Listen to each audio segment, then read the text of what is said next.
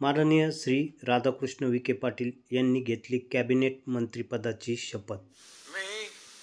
मी राधाकृष्ण सिंधुताई एकनाथराव विखे पाटील ईश्वर साक्ष शपथ घेतो की कायद्याद्वारे स्थापित झाले आहे अशा भारताच्या संविधानाबद्दल मी खरी श्रद्धा व निष्ठा बाळगीन। मी भारताची सार्वभौमता व एकात्मता उन्नत राखीन। मी महाराष्ट्र राज्याचा मंत्री म्हणून माझी कामे निष्ठापूर्वक सचक विवेकबुद्धीने पार पाडीन आणि संविधान व कायदा यानुसार सर्व तऱ्हेच्या लोकांना निर्भयपणे व निपक्षपातीपणे तसेच कोणत्याही विषयी ममत्वभाव किंवा आकस न बाळगता न्याय वागणूक देईन।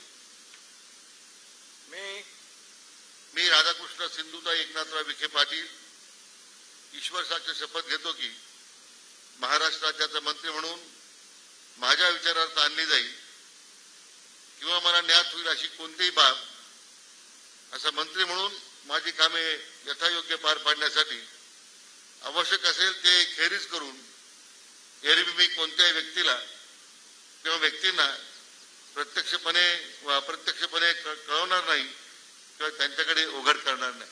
जय हिंद।